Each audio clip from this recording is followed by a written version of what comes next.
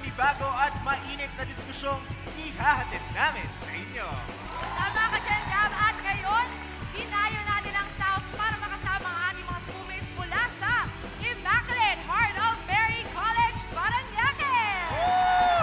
Kaya naman break time muna tayo sa mga lessons sa eskwelahan at ating pag-usapan ng mga issue ng bayan. Lahat ng yan dito lang sa inyong coolest classroom ng bayan. Kaya siguraduhin walang absent dito lang sa Schoolmates!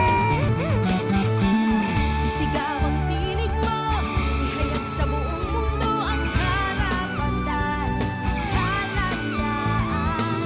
Buksan ang isip mo, kaalaman ang yaman mo sa karapatan, sa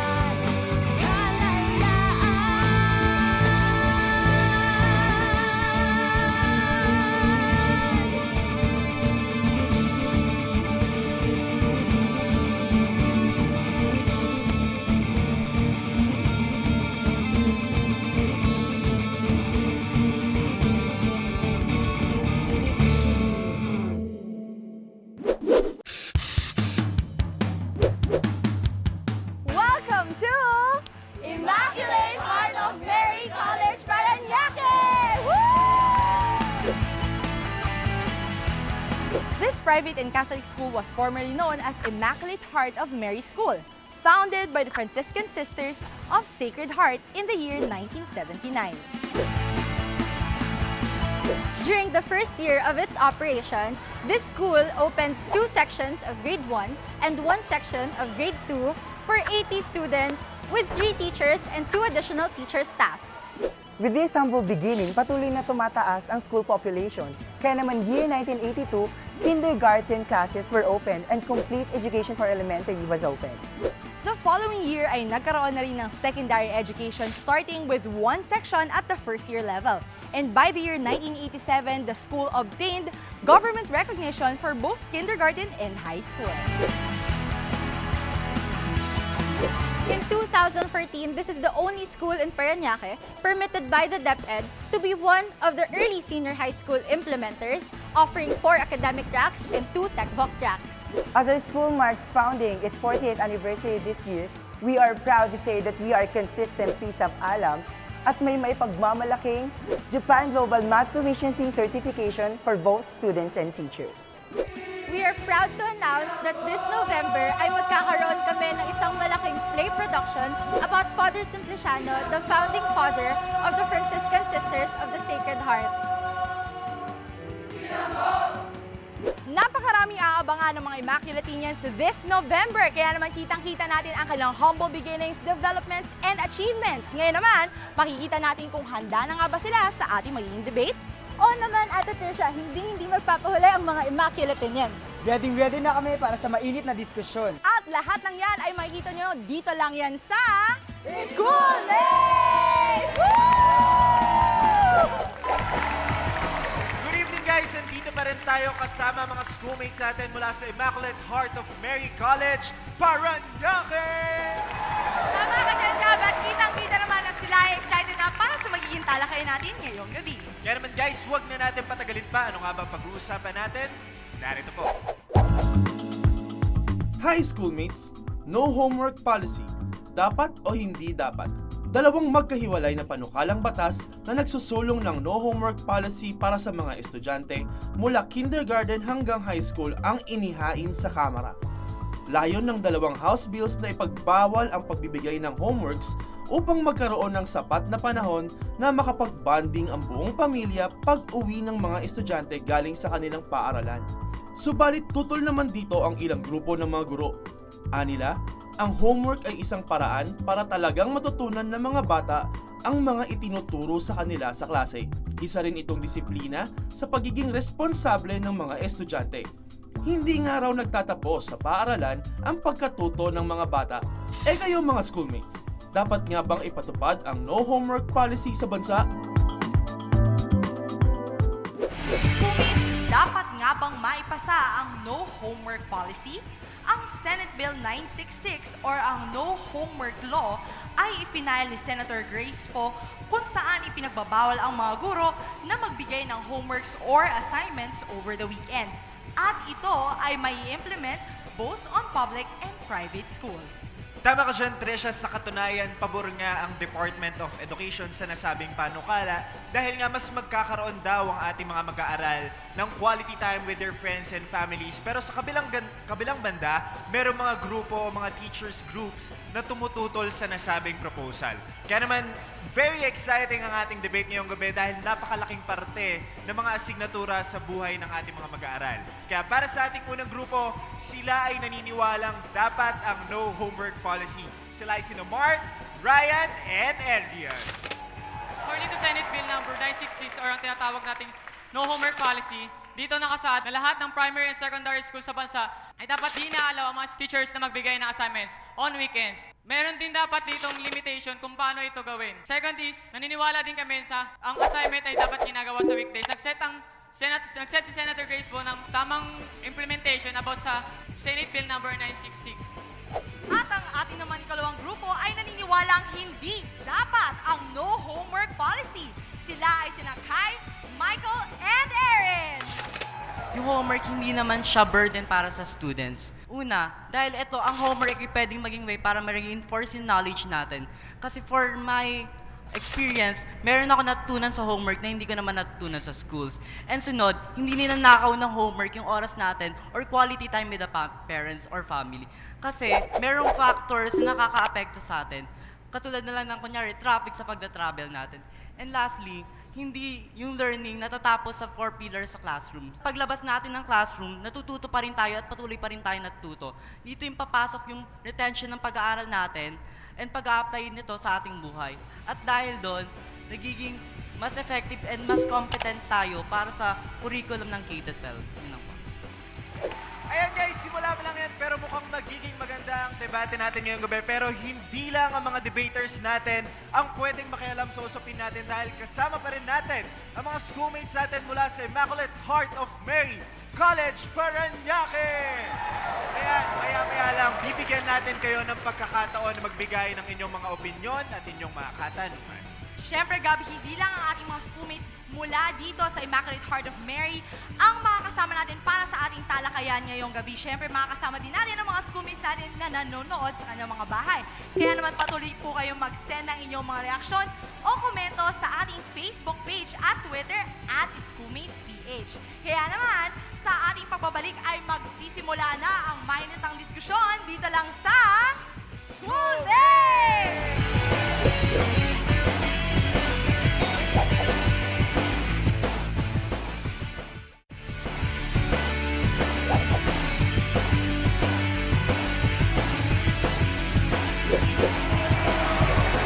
Hi schoolmates, so kanina narinig natin ang mga opening statement mula sa mga team leaders. Ngayon naman ay maririnig natin ang iba pang mga punto mula naman sa kanilang mga team members. Simulan natin kay Ryan. First of all, when we're talking about no homework policy, we're talking about Senate Bill number 966, which according to the bill itself, we're only limiting homework, we're limiting the homework on weekdays to not exceeding 4 hours. And then we're banning homework only on weekends. So this applies to all private and public schools from kinder to grade 12.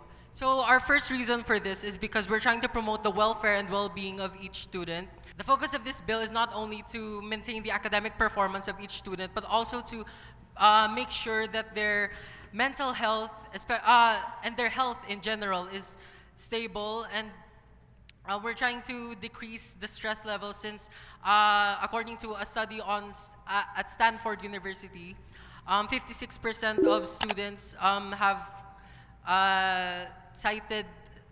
cited homework as one of their stressors or causes of stress. And then second thing is we're trying to create a balance between student life and personal life. We recognize the students as individuals.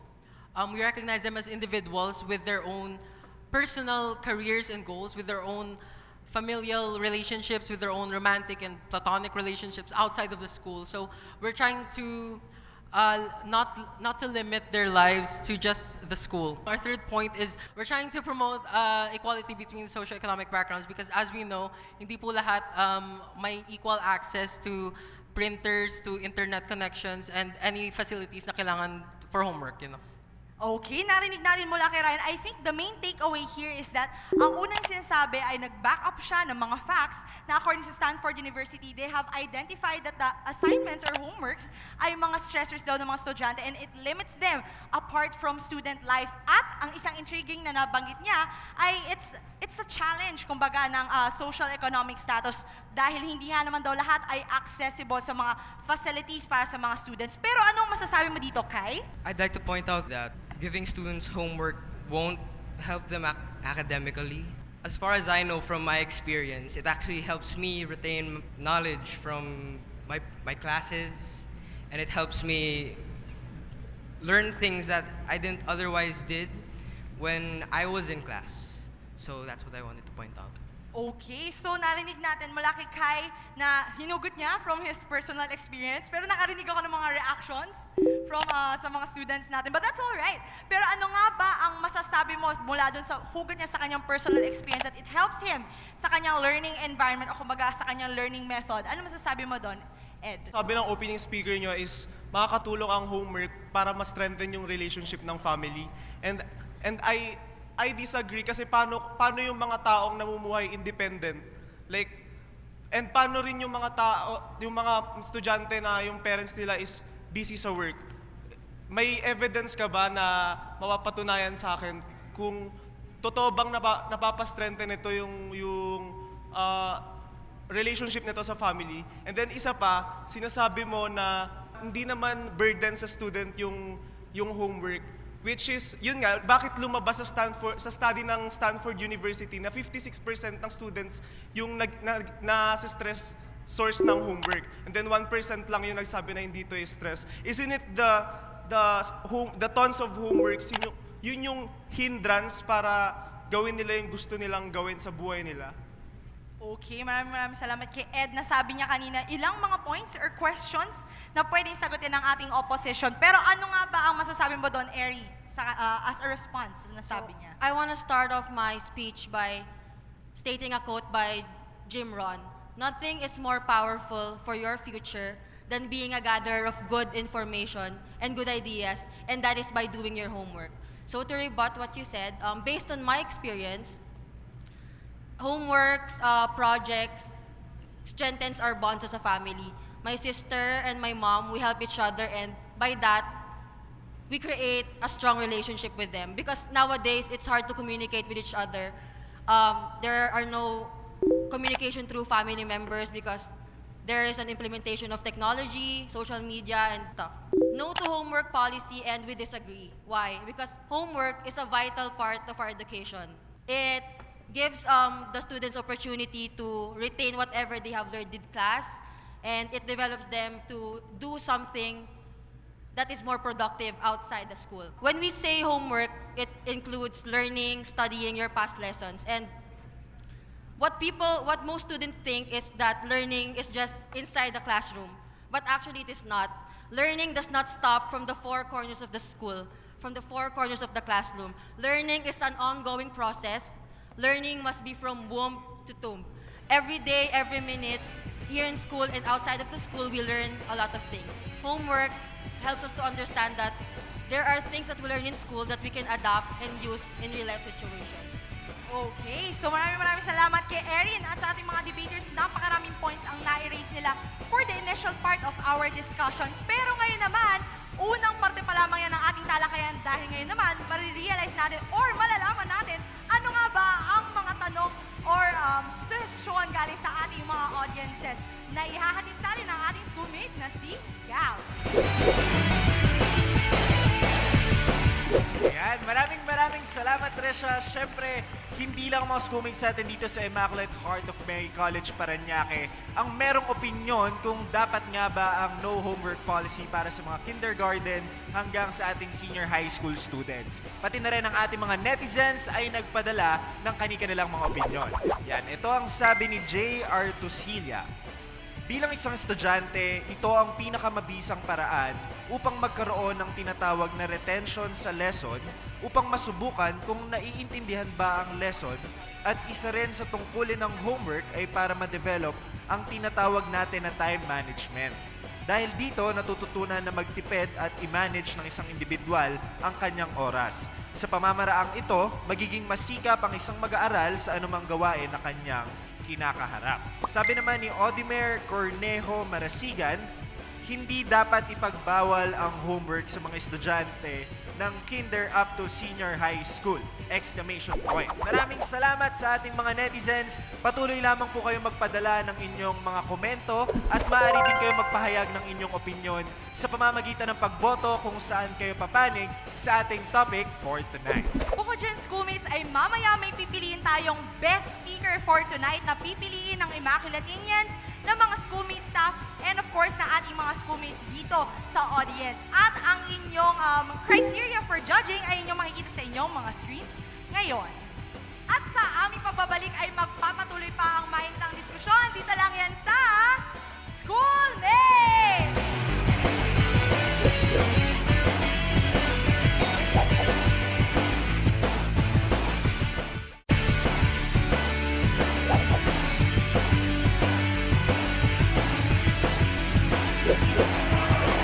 Nagbabalik ang Schoolmates. Ayan, Tresha, tutungo na tayo sa ating free flow discussion kung saan magbibigay lang kami ng ilang katanungan at bibigyan namin kayo ng kalayaan na depensa ng inyong mga argumento at magsagutan. Tama ka dyan, Gab. Pero syempre, just like every other episode, pinapaalalahanan po namin ang mga manonood and of course yung audience natin dito ng ating programa ay hindi nagdidikta kung ano ang tama or mali, bagkus pinapalawig lamang natin yung perspective ng mga kabataan regarding sa mga social issue. Yeah, that's right. Thank you, Tresha. Ito na ang ating unang tanong. Kung sakaling maipatupad ang no homework policy, paano makakasiguro ang retention of learning ng mga estudyante? Kapag ito naipatupad, hindi lamang homework ang nagiging channel para matuto ang isang estudyante. Dito mo makikita na kapag meron siyang social interaction sa family niya, sa friends niya, doon mo natututunan yung values ng isang dapat mo natututunan. Hindi lang naman kasi homework ang nagiging dahilan, ang nagiging basehan para magkaroon ng tamang learning ang isang estudyante. So, sa sinabi mo na parang pag nawala yung homework is yung nagkakaroon na ng quality time in family. But, mali ka dyan. But I disagree. Kasi tayo, yung homework pwede siyang maging way para magkaroon ng interaction or quality time between students and parents. Kasi dito pumapasok yung pagkakaroon ng guidance ng parents sa students. And dito rin tayo nagkakaroon na parang more bonding time kasi sila yung nagtuturo sa atin. At kung titingnan natin, yung parents, sila yung may evaluate nila yung progress natin sa school. And parang isang magandang fact na rin yun kasi dun na nakikita na nila nag-progress tayo. You see homework as a platform for bonding between the family and the students.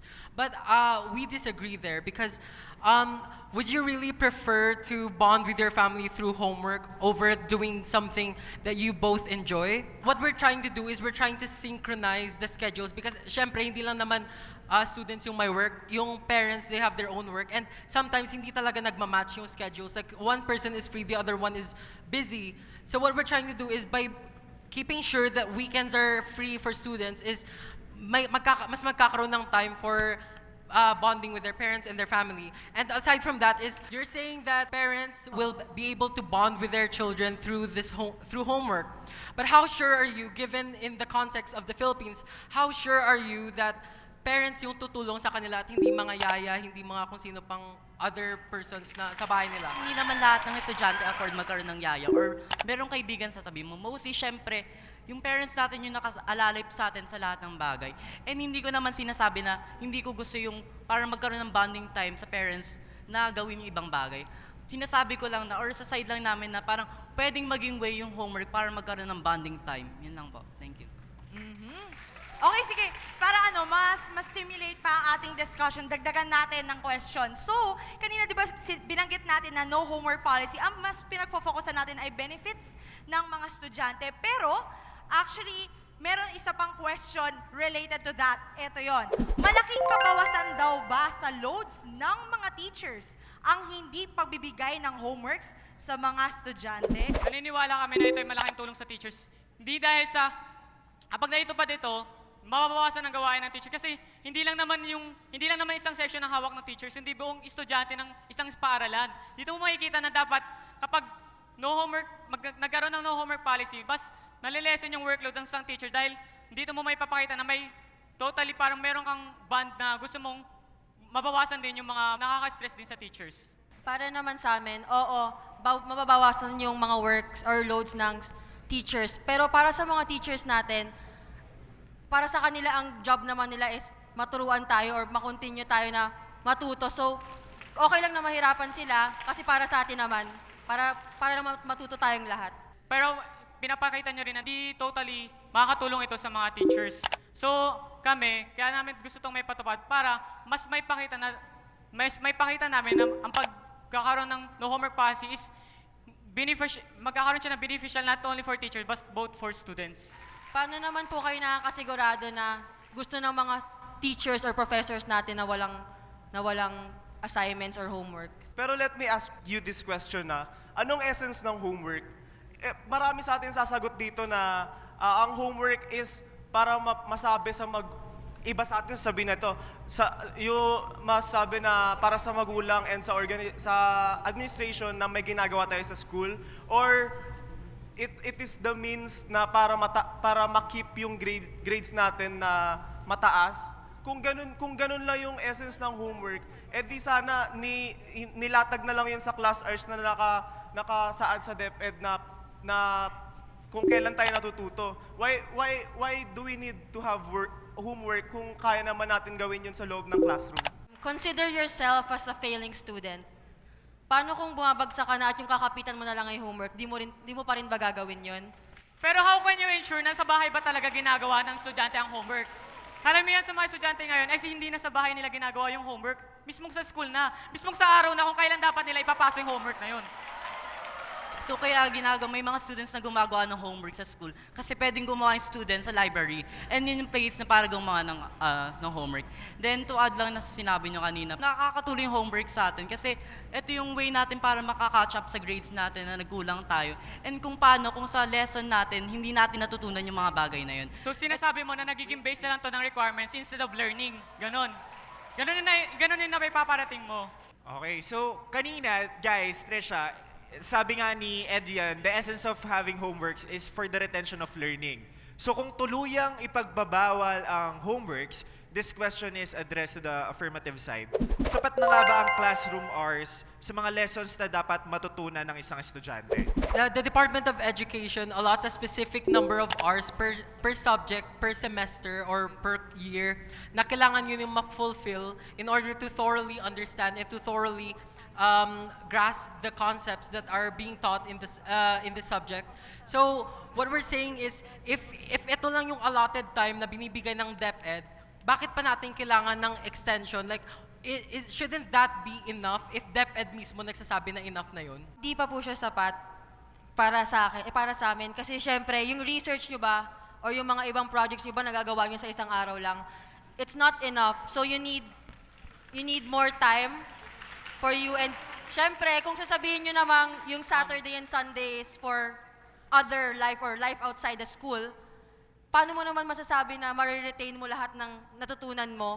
Syempre, in this world full of distractions, may mga social life ka rin, paano mo masisigurado na lahat ng napag-aralan mo, mariretain mo pagpasok at paglabas mo ng school? About what you said, you mentioned research, but I would like to clarify that we set the parameters, and research is not considered as homework because research falls under assessment or performance tasks and projects. Besides that, there are other forms of assignments or homeworks na binibigay ng mga teachers na dapat gawin mo outside the school. Karamihan kasi sa mga homework na binibigay ng teachers is not only inside the classroom. Paano kung yung homework is ginawa, kaya yung homework na yun is pinahome kasi merong tendency na ibang homework is about socio-economic background ng isang particular na lugar, or halimbawa na lamang is yung assignment mo is about plants or trees, lalo na kapag forest, ganun. Hindi ba kailangan mo ng isang weekend para dyan? Hindi ba kailangan ng Saturday, Sunday para magawa mo yun? For those kinds of tasks, the teacher has a choice naman to turn. Because if a task requires a whole weekend to do, wouldn't that just be a project na parang hindi na siya homework eh? Kasi parang if ganun katagal yung kailangan mo para tapusin yan, parang hindi na siya magiging small activity lang, magiging mas intense na siya and mas mataas dapat yung grade na binibigay sa ganyan.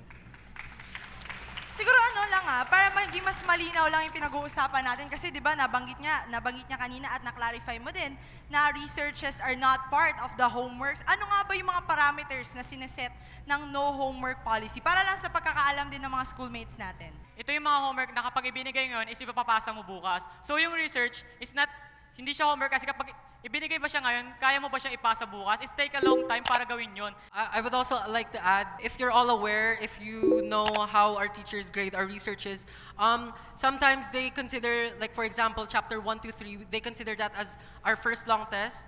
And then the revised chapter 1, 2, 3 is considered as our second long test. And usually, yung QA natin is yung final research paper and then yung P-task natin or yung performance task natin is yung research defense. So, hindi talaga siya magfo-fall under homework because it will fall under assessment po. Pero siguro para mas, kumbaga mapalawig pa natin yung issue, dagdagan natin ng tanong, okay?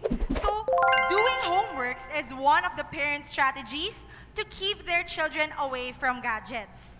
Kung maaprubahan ba ang no homework policy, mas prone nga ba sila na mag-gadgets or magkaroon ng games addiction? Definitely. Because as my teammates said before, it's a world full of distractions. We can't really say that by putting this law up, we would retain every single thing we've learned in class. So, we don't deny that that's a possibility kasi syempre, since we are in an age, in an era na sobrang laganap na talaga ang technology sa atin, there really is a possibility na given all this free time, the whole weekend, may chance talaga yung students is magagawa na lang maglalaro na lang ng games or they will use their time for social media. However, we disagree with the negative notion that comes with this. Para sa amin po kasi, this falls under the first point that we're trying to make in our argument, which is to protect the welfare of the students. Part pa rin siya as a stress reliever ng students na parang mas mabibigyan nila ng time yung sarili nila and pumapasok pa rin doon yung second point namin is balance between school, academic life and personal lives. Thank you. Sinabi mo na this world is full of distractions nga, di ba? Itong Senate Bill 996 sinasabi na i-regulate natin yung pagbigay ng homework. So basically, ang pagbigay ng homework hindi i-exceed ng 4 hours. Kaya ang pinopoint ko dito, magulo na nga yung mundo, mas mapagulo, mas parang ilalaan pa natin yung perspective natin sa homework lang. Kumbaga, pwede ka nang after ng yung 4 hours na yon, pwede mo nang tignan yung mundo sa magandang perspective. So, ang sinasabi mo, you consider learning, homework, or studying as a distraction? Hindi naman. Para sa akin, homework Pero yun yung sinasabi mo.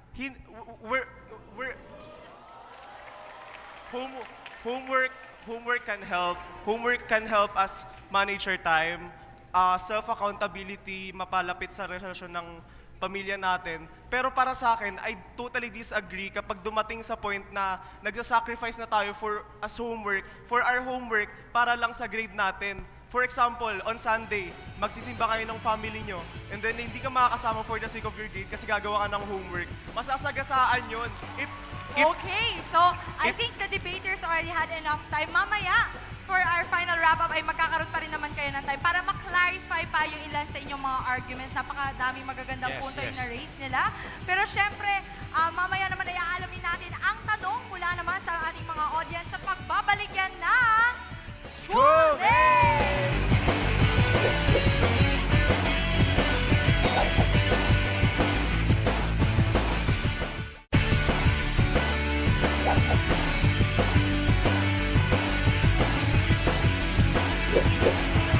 Nagbabalik ang Schoolmates and guys, kanina narinig na natin ang magkabilang panig, ang kanilang mga argumento kung dapat nga ba ang no homework policy. Pero syempre, hindi magpapatalo ng mga schoolmates natin dito sa Immaculate Heart of Mary College, Parañaque!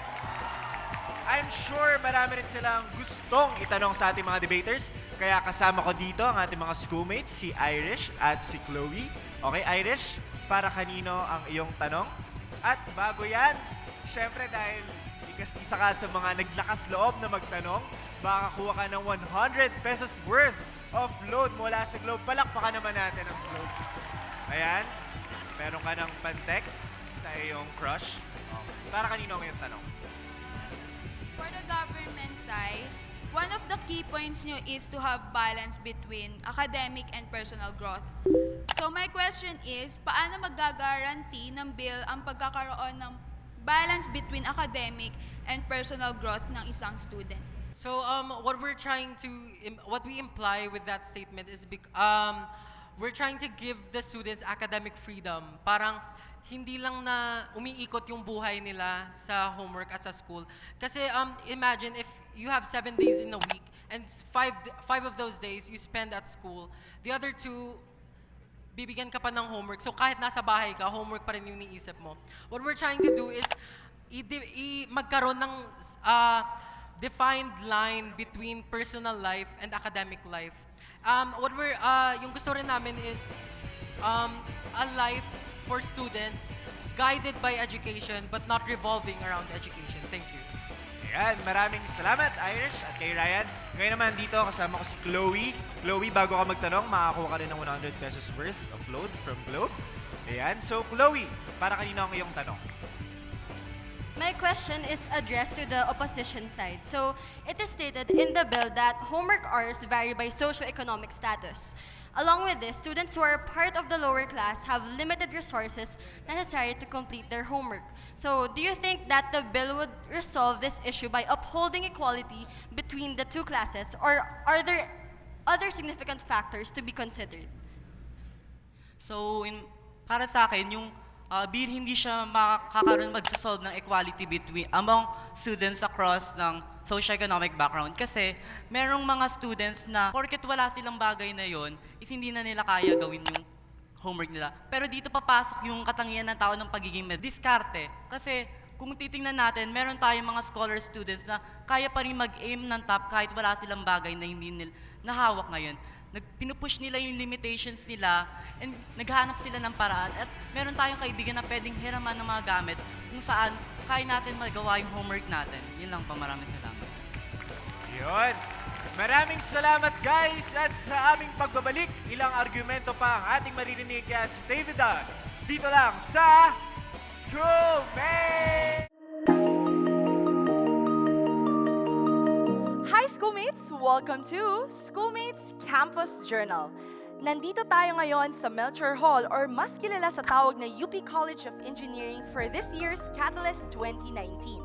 Ang theme ng taon na ito ay ang Water Watch or ang Water Security Innovation Challenge. Catalyst is a 3-day prototyping event na nilalahukan ng mga senior high schools from both private and public high schools. At naglalayo nito na masagutan ang iba't ibang issues na hinakaharap ng mga kabataan ngayon regarding the Sustainable Development Goals. Catalyst 2019 is under the UP Chemical Engineering Society Incorporated sa kanilang event na Check Marks the Spot.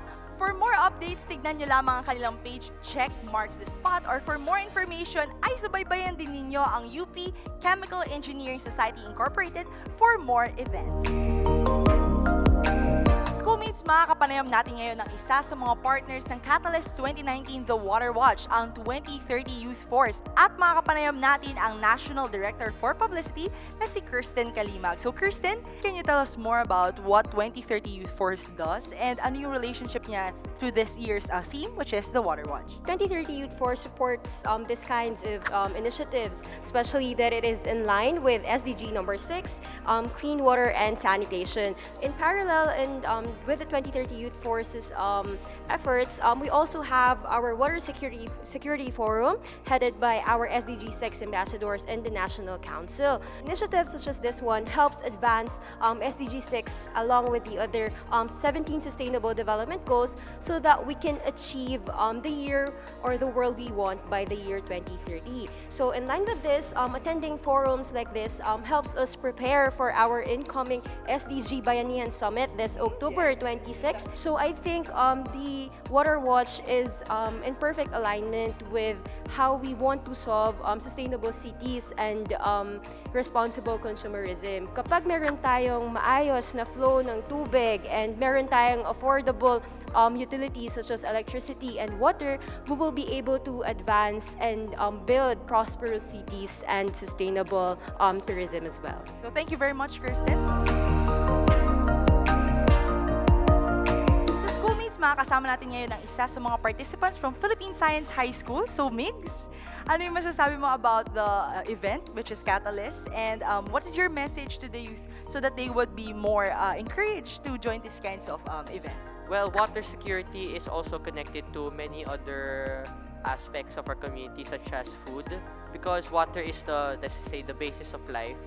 And without water, there is no life. So we should focus our endeavors on water security. So, maraming salamat, Mix. Another participant na naman ang makakasama natin ngayon. So, Megan, you are from UPIS. So, how was your pitching for this year's Catalyst? It was super fun. It was like beyond my expectations since parang yung before the event, like before the first day, I wasn't expecting na ganito karami yung matututunan ko because I've been reading like water-related stuff na naman online, but wow, there's so much to learn pa pala. Regarding your pitch, ano yung idea na gusto nyo i-put forward for this year's event? This is a problem na like everyone is facing about water security. It's a nationwide thing. So it's really important now we don't just focus on like one aspect of it, but we have to focus din sa, yeah, there's science, but there's also some political and like economic and social aspects din eh. So we have to be like open din sa pagbasa about those stuff. What is your call to action sa mga kasama mong students also or other young professionals who should be joining events like Catalyst? Well, first of all, like, don't be afraid to take a stand and don't be afraid to act on it. Start there. Always take a stand muna. Ayun. So, she's one of our participants who took a stand to this year's Water Catalyst or Catalyst 2019 with the Water Watch as their theme. That's all for today's Schoolmates. I hope everyone was inspired na mahanap ang mga solusyon sa iba't ibang problema regarding our sustainable development goals. Kaya naman, for more events and more school updates, dito lamang yan sa Schoolmates Campus Journal.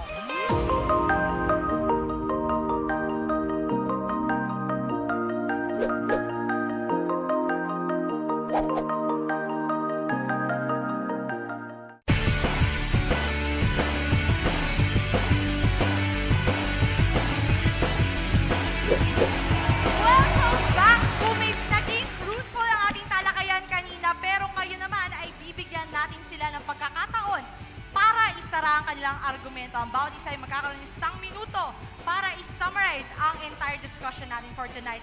Simulan natin yan kay Mark. Naniniwala kami na ang learning ay hindi lamang nananatili sa apat na sulok ng paaralan.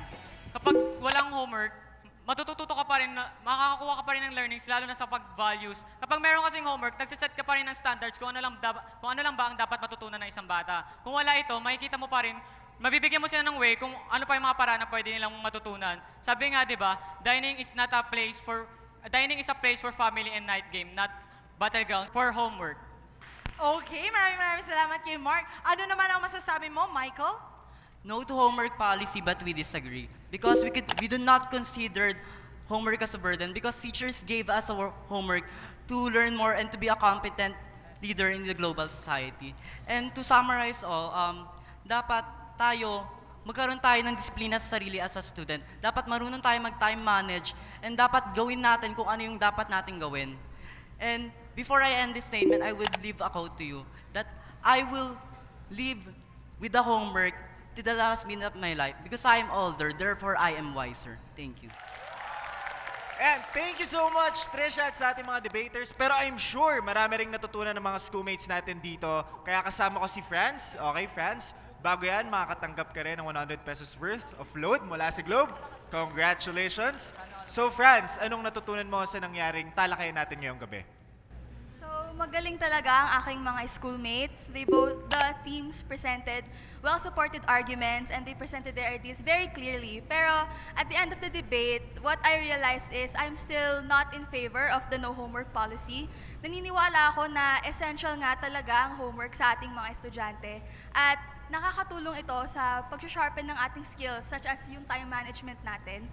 And naniniwala ako na mas karapat-dapat na magkaroon ng regularisado, sistematiko at organisadong paraan ng pagbibigay ng homework upang masiguro na lahat tayong mga estudyante ay magagampanan natin yung mga responsibilidad at duty natin sa grades natin at sa ating academics. Yun lamang po. Salamat. Siyempre, hindi magiging maganda ang ating naging debate for tonight kundi dahil sa ating mga magagaling na debaters. Palakpakan ninyo ang inyong mga sarili. Ayan, Trisha. Pero bago yan, guys, meron tayong paparangalan bilang best speaker sa ating hanay ng mga debaters. Sino sa tingin nyo ang ating best speaker? Sino? Sino? Sino? Wala doon, no? Sino? Okay. Oh, iba-iba na sinasabi. Kaya naman, schoolmates, ito na dahil sa kanyang pinakitang husay at galing sa pakikipagdebate at mga rebuttals na talaga namang nagpabilib sa atin ang ating best speaker ay nakakuha ng tumataginting na 94.2%. Okay. Una na ba yun? At siya ay si Ryan J. Tortor! Grabe! Ryan. Parang kinakabahan ka pa kanina, tapos Yan. parang chill ka lang. Makakatanggap ka rin ng limited edition na Schoolmates shirt. At syempre, 500 pesos worth of 500 load! pesos worth of load. Kaya naman with Globe, create wonderful with Globe. Ayan. So, thank you so much, Ryan. Again, congratulations sa ating naging best speakers. At samantalang patuloy po kayong bumoto sa team na nais niyong panigan para sa ating issue for tonight sa ating mga social media accounts na @Iskoolmates at PTVPH. Pero syempre, guys, bago tayo magtapos, nandito si Trisha para magbigay naman ng kanyang mga sentimento sa nangyaring talakayan. Okay, so I think that education does not end once you go out of the four corners of your classroom. So tama naman talaga yung sinabi nila.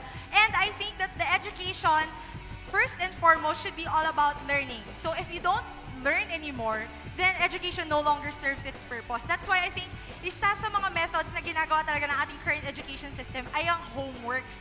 Pero meron pa nga bang ibang ways para matuto ang isang estudyante? Because before you were a student, you were a daughter, you were a son, you were a family person. So you are also a friend. So I think ang main bottom line dito ay bago natin ipatupad yung no homeworks policy, ano nga ba yung talagang saklaw niya? Ano nga ba yung parameters na sinasabi natin for no homeworks policy? At kailangan ang maging first and foremost na goal ng ating education system is to improve holistic development. Hindi lang bilang isang estudyante, kundi bilang din isang tao, isang individual, bilang isang woke na person.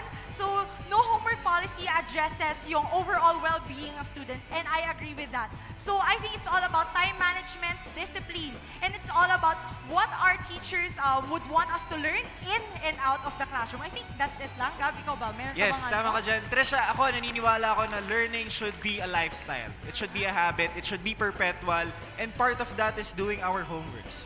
No, yun yung para sa akin. At syempre, gusto lang namin pasalamatan ang buong faculty, teachers at mga estudyante na nakiisa sa atin dito sa Immaculate Heart of Mary College, Parañaque. Maraming salamat sa inyong lahat. And with that, sabado sa pizza bond issue, may boses ang kabataan. Sumali, makinig at makiisa dahil opinion nyo ay mahalaga. Kaya naman, sabay-sabay natin isigaw sa buong mundo. Schoolmates! May pakialam ka! Sigawan